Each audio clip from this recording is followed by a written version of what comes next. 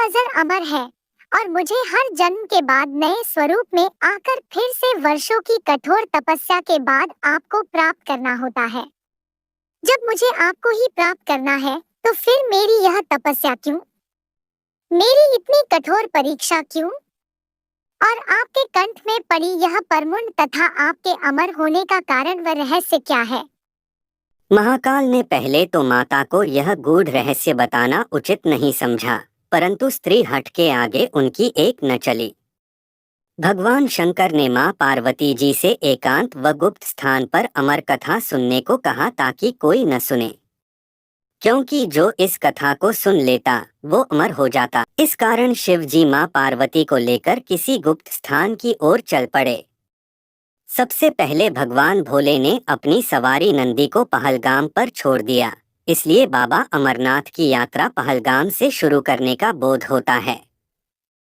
आगे चलने पर चंद्रमा को चंदनबाड़ी में अलग कर दिया और गंगा जी को पंचतरणी में। उसके बाद कंठाभूषण सर्पों को शेषनाग पर छोड़ दिया। इस प्रकार इस पड़ाव का नाम शेषनाग पड़ा।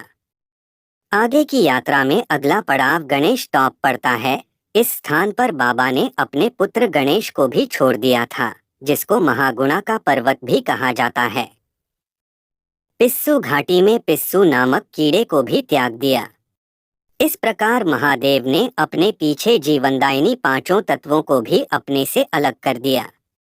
इसके साथ मां पार्वती संग एक गुप्त गुफा में प्रवेश कर गए। कथा कोई न सुने, इसलिए शिव जी ने चमत्कार से गुफा के चारों ओर आग प्रज्वलित कर दी। फिर अमर कथा मां पार्वती को सुनाना शुरू किया। कथा सुनते हुए देवी पार्वती को नींद आ गई। भगवान शिव कथा सुनाते रहे। इस समय दो सफेद कबूतर कथा सुन रहे थे और बीच बीच में गूंगू की आवाज निकाल रहे थे। शिव जी को लग रहा था कि मां पार्वती कथा सुन हुंकार भर रही है।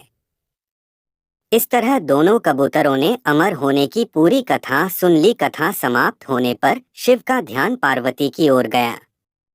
शिव जी ने सोचा कि पार्वती सो रही है तो कौन हामी भरी रहा था।